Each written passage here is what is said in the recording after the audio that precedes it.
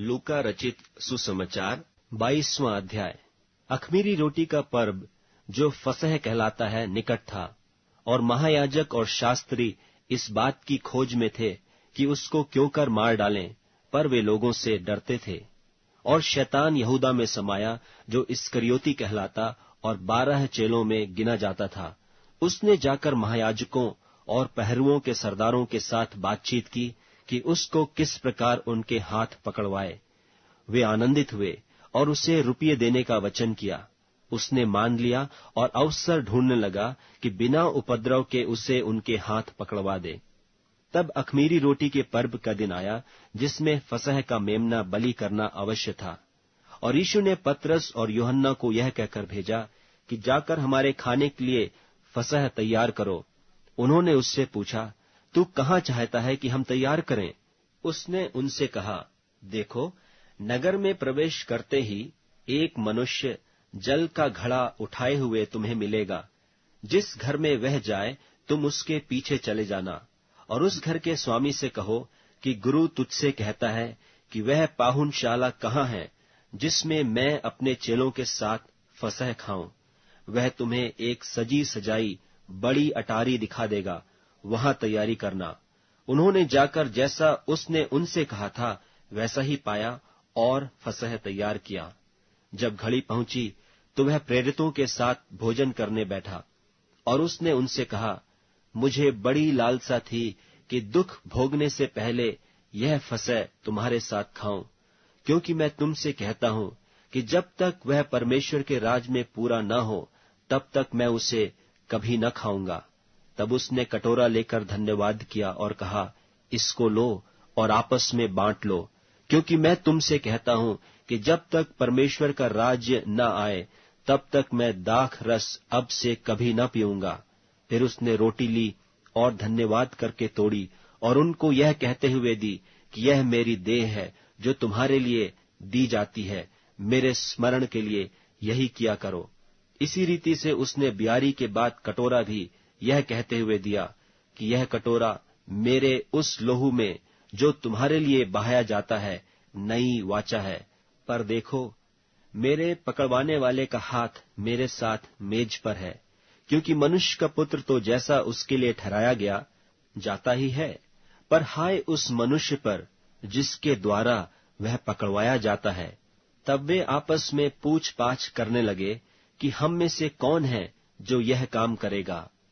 उनमें यह वाद विवाद भी हुआ कि हम में से कौन बड़ा समझा जाता है। उसने उनसे कहा, अन्य जातियों के राजा उन पर प्रभुता करते हैं, और जो उन पर अधिकार रखते हैं वे उपकारक कहलाते हैं। परंतु तुम ऐसे न होना, वरन जो तुम में बड़ा है वह छोटे की नाई, और जो प्रधान है वह सेवक की नाई बने।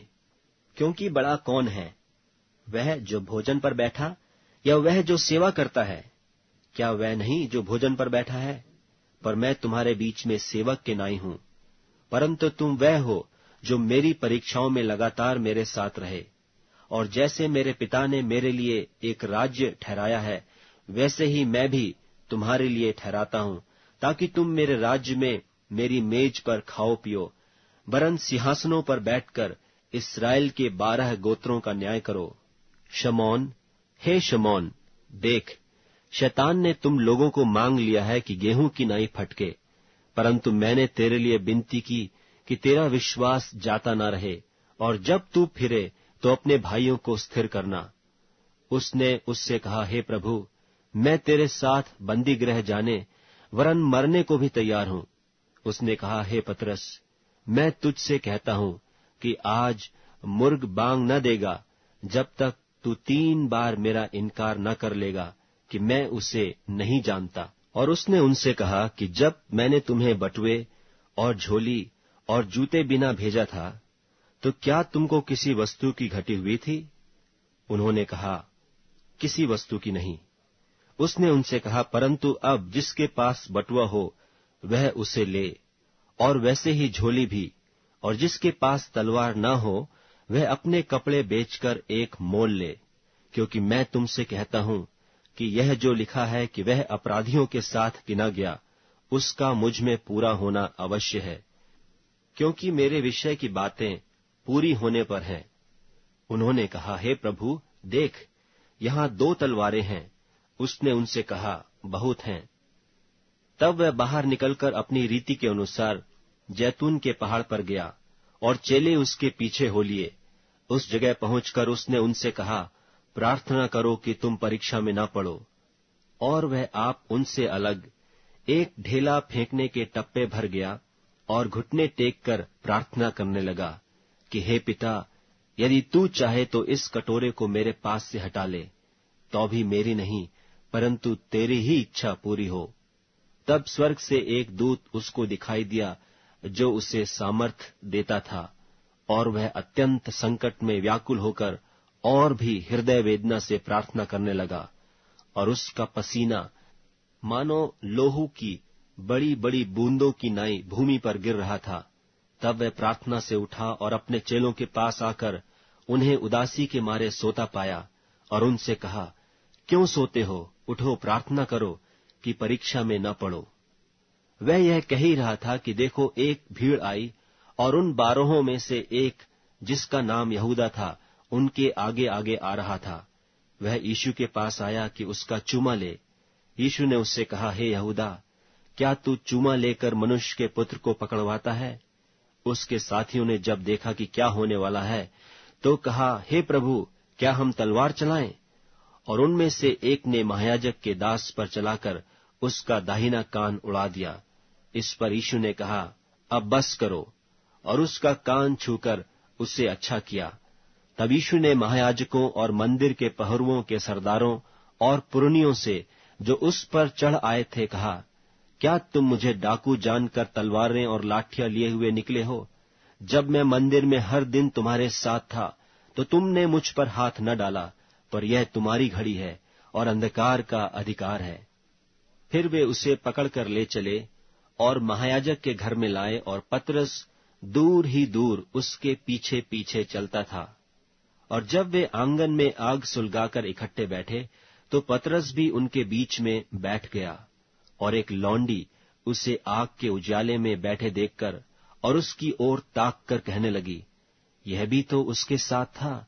परंतु उसने यह कहकर इनकार किया कि हे नारी, मैं उसे नहीं जानता।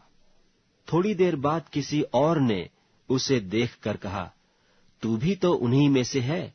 पतरस ने कहा, हे मनुष्य, मैं नहीं हूं। कोई घंटे भर के बाद एक और मनुष्य दृढ़ता से कहने लगा, निश्चय यह भी तो उसके साथ था, क्योंकि यह गलीली है। पतरस ने कहा, हे मनुष्य, मैं नहीं जानता कि तू क्या कहता है। वह कह ही रहा था कि तुरंत मुर्ग ने बांग दी।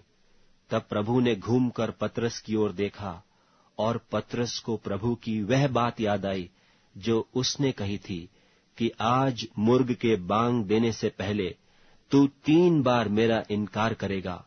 और वह बाहर निकलकर फूट फूट कर रोने लगा।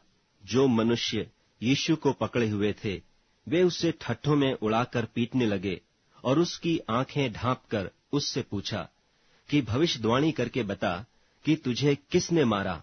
और उन्होंने बहुत सी और भी निंदा की बातें उसके विरोध में कहीं। जब दिन हुआ तो लोगों के पुरनिये और महायाजक और शास्त्री इकट्ठे हुए और उससे अपनी महासभा में लाकर पूछा, यदि तू मसीह है तो हमसे कह दे।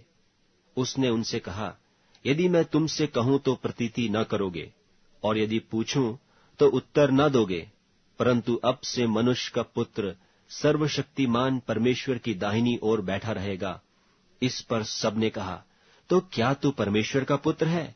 उसने उनसे कहा, तुम आप ही कहते हो, क्योंकि मैं हूं। तब उन्होंने कहा, अब हमें गवाही का क्या प्रयोजन है, क्योंकि हमने आप ही उसके मुंह से सुन लिया है।